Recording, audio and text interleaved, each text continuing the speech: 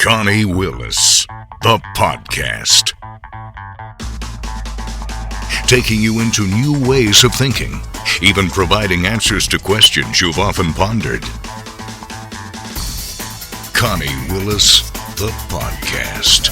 That's generally the best way to do it, if you can get it to work.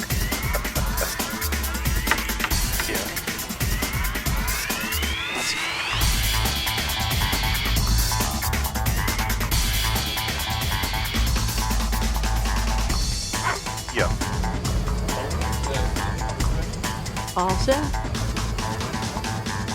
Hey there, welcome back to High Strangeness. I'm Connie Willis. You can give us a call at 1-800-STRANGE. We'd love to hear from you, and you can also ask some questions with the guests that we have for today.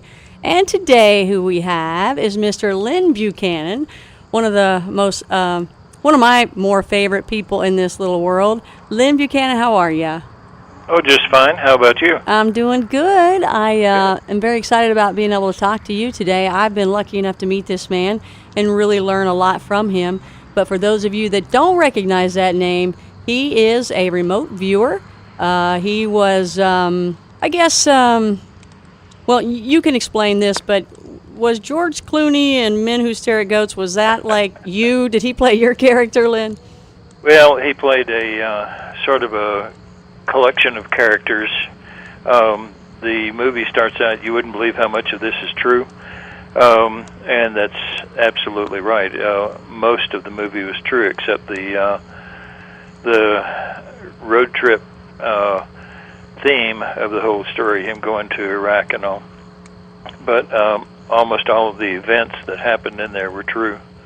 Well, what? And he played me, and the character Lynn Cassidy was largely me, but it had some other events that happened to other people sprinkled in with it so that they wouldn't have to have such a big cast of characters. Well, I know he certainly has your looks. Definitely. Have you ever noticed how when an actor plays a real person, the actor always looks so much better. Can't lose with George Clooney, that's for sure. Well, basically what we could call him is a psychic spy. That's how most people would know people like Lynn, the remote viewers. And we're talking about top secret program years ago that lasted about 20 years. When Hitler lost World War II, the other nations came in, divided the spoils.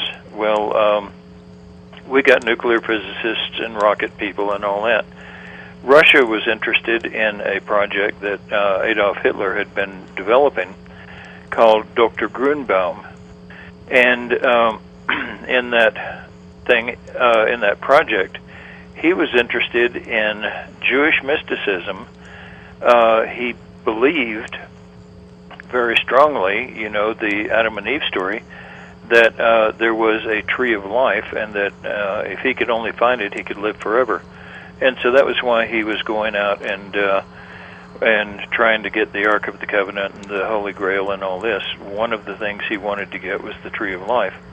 So anyway, the Russians were interested in mind control, and this Dr. Grunbaum project had been very heavily weighted toward that. So the Russians took it.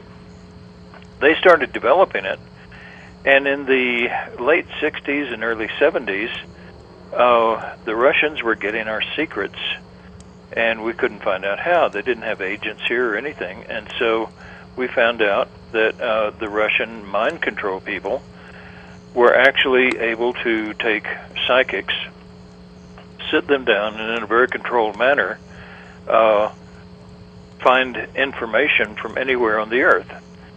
Well, the U.S. said if Russia has it, then we have to have it too. And so they started a project that went under a bunch of different names, but basically what they were doing was developing soldiers within the U.S. Army who could send their minds anywhere in the world under strict control from the viewers themselves, and find any information that they wanted in both space and time. And the military had that project for going on to 18 years, during which time they spied on just about every country and every military out there, and got the technique developed to the point where they could even draw the floor plans of a building where the hostage was being held, or even tell you what was in a document that was locked in a safe, some secure safe halfway around the world. That was the unit I was in. The last 6 years I was there, I was the trainer of that unit. When I retired, I got out. Later, when it was declassified, I started teaching and developing non-military uses for the science. And that's where I came in. At one point, I got to go to his class and learn it because he does teach it to us civilians. I can definitely tell you that it works. So, Lynn, can you tell us how this does work, where anybody can just sit anywhere and see anything, anytime, space, history, future, now? Well, how does it work? Yeah, how does it work? Yes, it does. The mechanism of the the information channel. How do you get the information that's actually somewhere around the world? We have no idea on that. We tend to think it's the collective consciousness, but they're coming up now with quantum entanglement and all these other things that are trying to explain it. What we found is that there are certain things that you can do that will open you up under your own control to information that's going on anywhere, or that went on, or that will go on at any time. And through the development of this science, which was created in the laboratory out in Stanford Research Institute, we can take soldiers or anyone, teach them the methodology of how to connect to their subconscious mind, and their subconscious mind seems to know all this information. How it knows it, we don't know, but we do know that it can bring soldiers home, it can bring missing kids home, it can, provide you with the information that you need to keep people from getting killed, and, to end wars. And we know that you did a lot of things for us that you probably can't tell the stories about. But yeah. I can tell you guys firsthand that I've seen him do a couple things, and I've seen some of his older work, and this man is absolutely incredible. You can actually sit and see things in the future, the past, or right now. And what's great is he is able to teach you how to apply that. And what we want to do here at High Strangeness is, if you've ever wanted to know about something, let us know by going to the highstrangeness.com site and go to the CRV area and let us know if there's something you've ever wanted to know about. And at one point, we will take it to these guys, because Lynn is the head of PSI, and we're going to tell you a little bit about that too. And we're going to see if we can't figure out what it is you're looking for. We'll let Lynn decide which ones to look at. At that point, it's called a target. Now, we're going to do this a little bit later on today to show you how CRV works. So, Lynn, the applications of it, as you just said, like bringing people home, also, it can be as simple as, which car do I want to buy today? I'm looking at two different cars. Which one should I really buy? Which one's going to be the best? You can actually look into the future, right, and see in a year which car you have and if you're happy or not. Yeah, that's right. Which means, of course, that you can make your decisions in such a way that you have a better future. Mm-hmm. What if you could go through life making the right decision every time? Life would be a whole lot better. And this is where you can find your lost keys. You can find out maybe what happened to a relationship 20 years ago, or maybe where one of your old friends kind of moved away in high school, and you can kind of find possibly where they are, what state it is. But there's all sorts of other neat things too. And some of the neat things that Lynn has done that I think are cool is when you go to different targets, your body does not leave. You're sitting there in the stool or chair, wherever you are, but you do go visit places and you see places. You're describing things. Lynn has seen some really, really cool things along the way, and because he is so good, he can continue on. I'm there for little winks and little pieces at a time, and that's why you go and you learn how to do this and practice. But Lynn, tell us some of the cooler places you have been, your most favorite targets, things that you have viewed along the way. Well, excuse me, there's a lot of different ones over the shoot, I was counting up, 20-something, almost 20 years now that I've been doing this. I get the feeling old. You started when you were 7. Yeah. Yeah, that's it. The things that we did in the military, of course, were basically restricted to military targets. Because so many inventions and things are created for military purposes, we had some very interesting things. There was one, for lack of a better word, a death ray. It was sort of a particle beam weapon that they were trying to figure out, that our people were trying to figure out how it worked. And, it belonged to another country. And so anyway, they needed some information from inside the beam, and of course you couldn't stick any instruments or people in the beam because they would immediately be vaporized. And so they asked a remote viewer, they asked us to volunteer, and it sounded neat, so I volunteered to view the inside of the beam. Well, come to find out that time inside the beam is totally destroyed and just ripped to shreds. And the moment I mentally stepped into the beam, it was as though I could look forward and backward throughout my whole life and see every moment of my life. The minute I perceived it that way, it all came together, and I was me perceiving this beam hitting me, and it was an amazing thing that I won't spend time on because really there are no words to describe it. By the same token, I've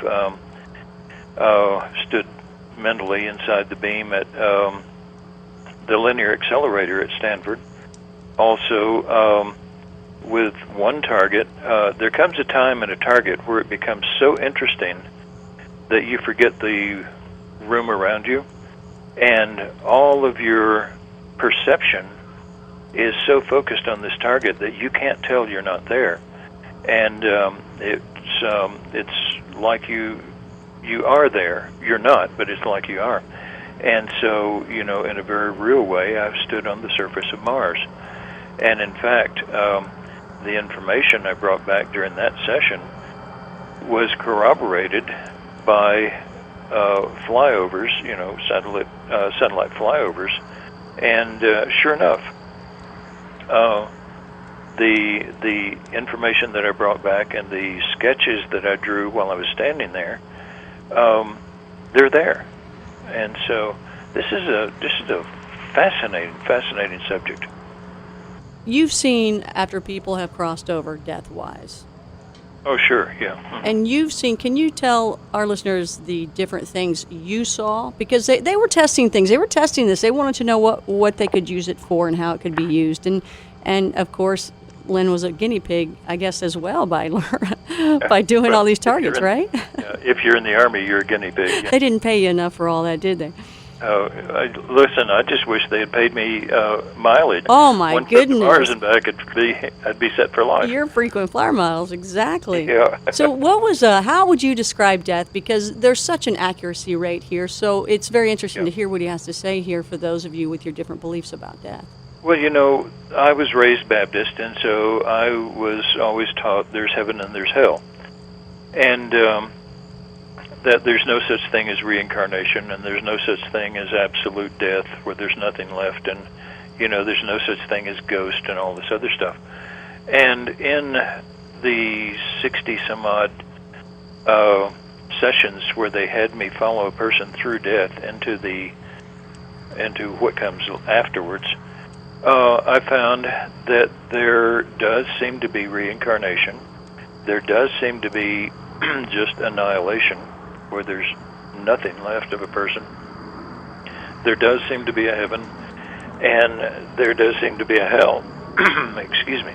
And the heaven that I experienced, I mean, I could I would drag those sessions out as long as I could just to stay there. It was some of the most wonderful experiences I've ever had. The souls that would go into hell within like 1/100th of a second. There was such horror that I would be thrown out of the session and wind up having nightmares for a month afterwards.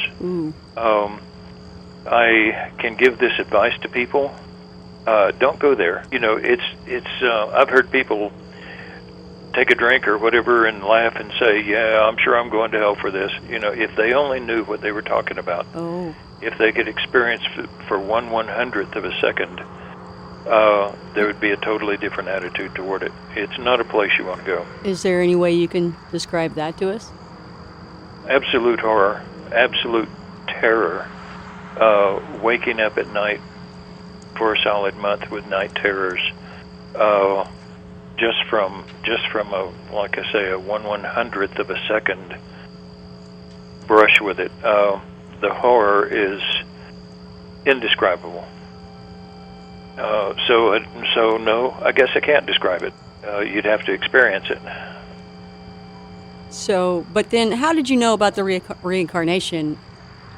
Well, on those people, all of a sudden, I would be accessing one person, and then something would happen, a car wreck or something. They knew the way that each person died that they gave me as a as a target. And so there would be the experience of the dying, which is not all that pleasant either. And then all of a sudden, well, like this one was a foreign person, because we were only allowed by Congress to spy on foreigners, not U.S. citizens.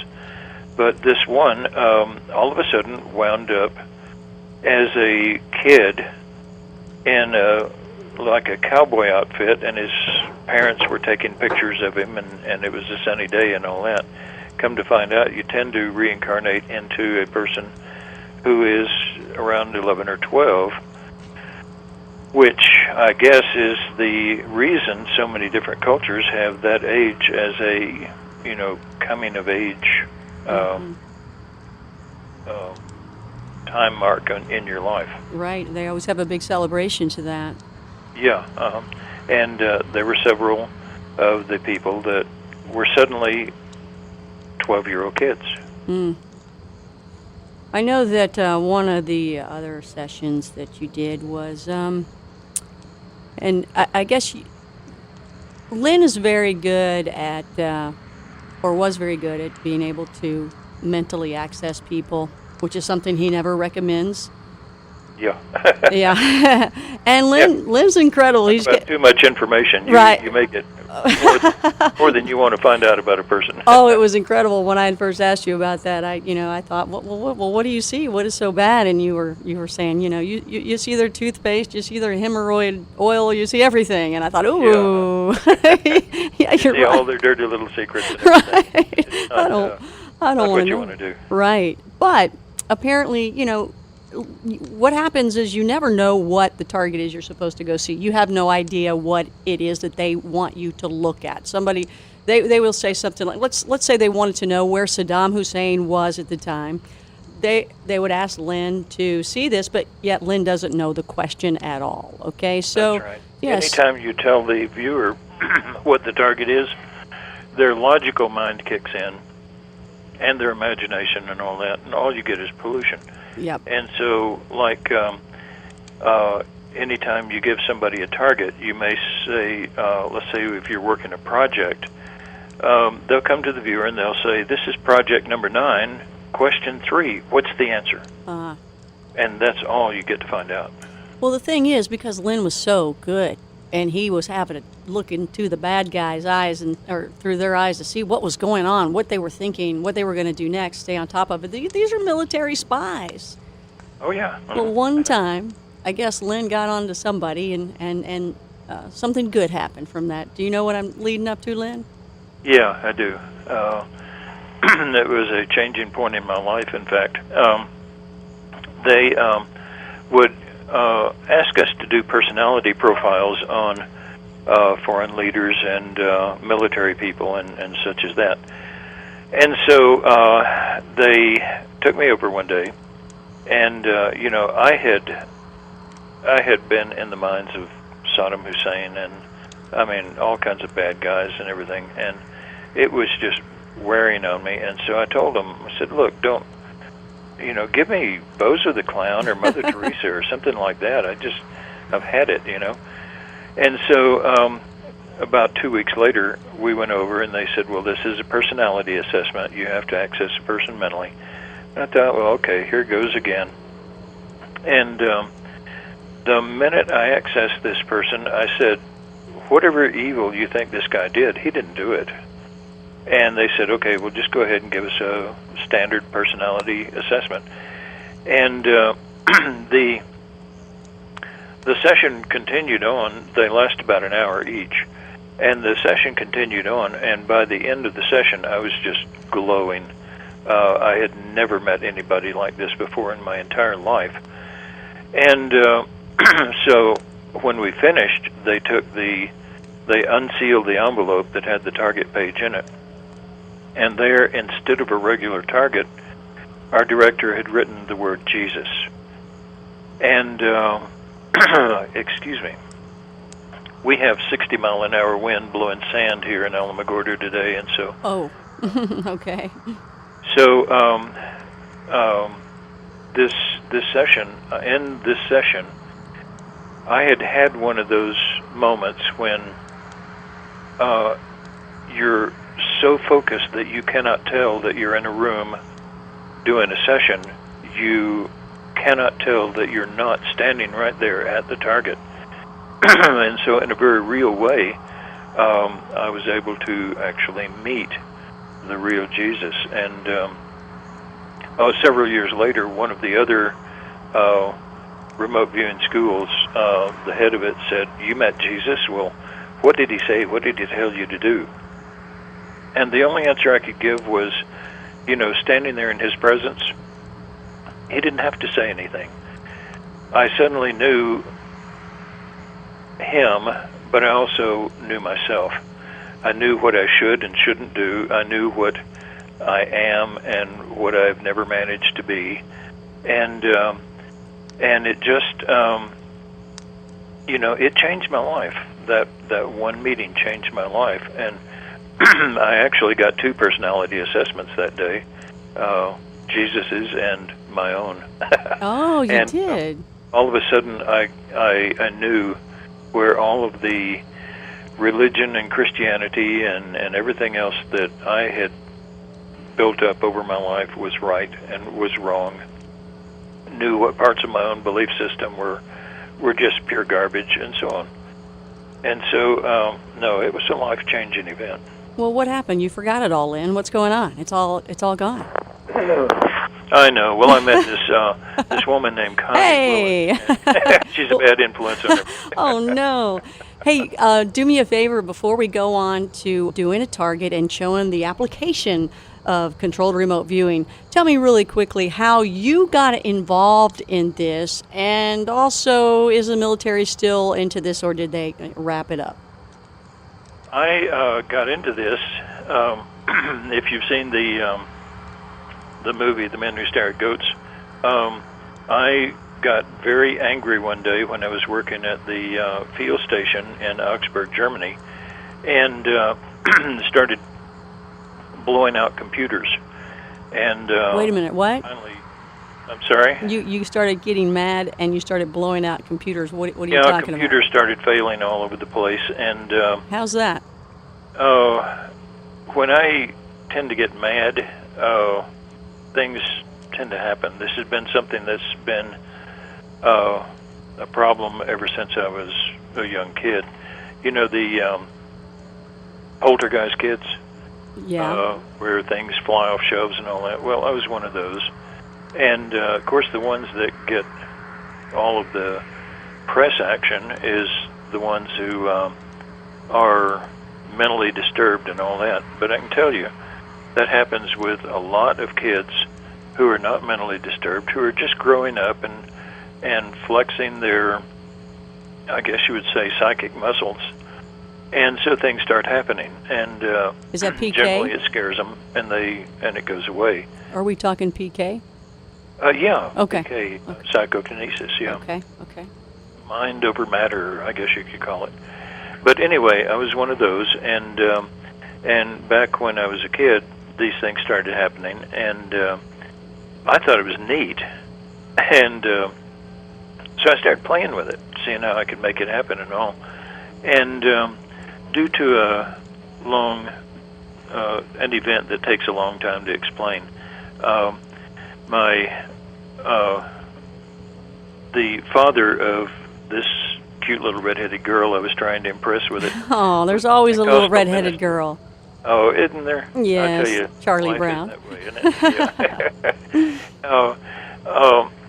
He asked me to show him, and when I did, he and 3 of his deacons just slammed me down onto the sidewalk with my head buried on the sidewalk, screaming and yelling for the devil to come out of me and release this poor child and all that.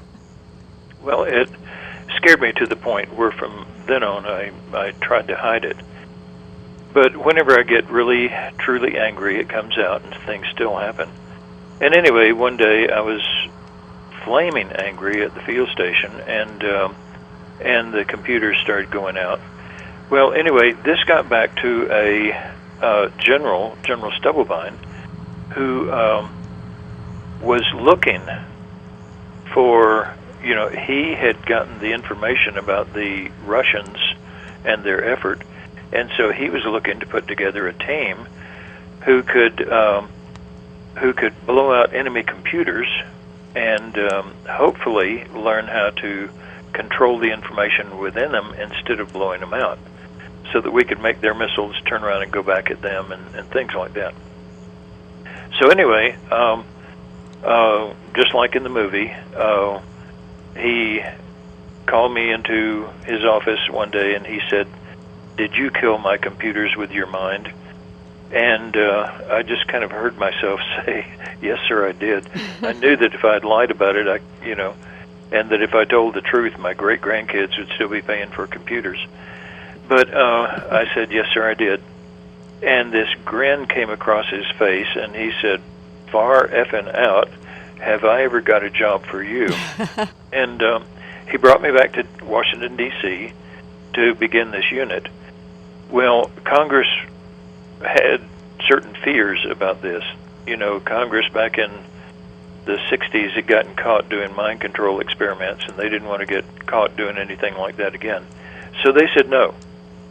And so I was back in D.C., and he had nothing to do with me, so he took me by the remote viewing unit and put me into the remote viewing unit, and that's where I stayed the rest of my military career. Excellent. So happy that occurred, because we have learned so much since then. And do you think the project is still going on? Well, I know it ended, but, Well, it ended 7 times that I know of. Okay.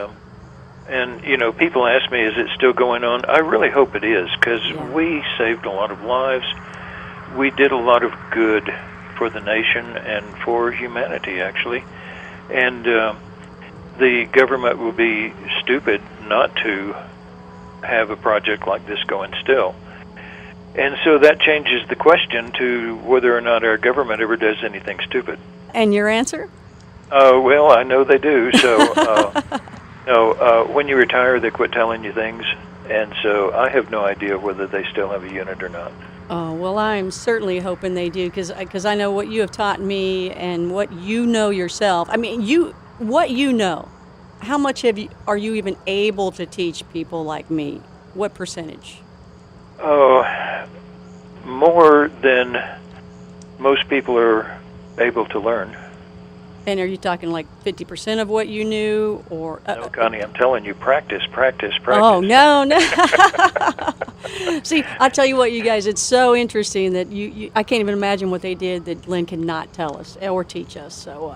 Yeah, we did some absolutely amazing, extremely amazing things. Yeah. Yeah, and so if you knew that much back then and you did that much, can't imagine what they may be doing now. So you're listening to High Strangeness Radio. I'm Connie Willis. We're talking with Lynn Buchanan, one of the psychic spies, if I can say that. I've done it. I absolutely would endorse it highly for you guys to do that. You'll be amazed. You'll be a different person because you're going to be able to do different things in your life and really, really open up kind of what people call the third eye. I guess we can say that too. But anyway, we'll be right back, and we're going to show you how we can actually use remote viewing to apply to life. We've got a question coming up. So stick around with us. High Strangeness with Connie Willis.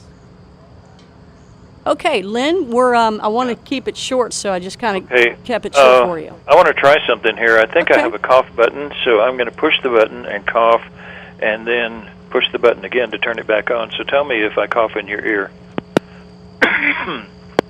No. Okay. Good. So I have a cough button here. Okay. No. Good. Are you there? I heard you. I heard you cough. I was kidding. You did hear me cough? Yeah. Oh, sorry about that. Okay, I don't. Connie Willis, the podcast. Join Connie's other shows at ConnieWillis.com.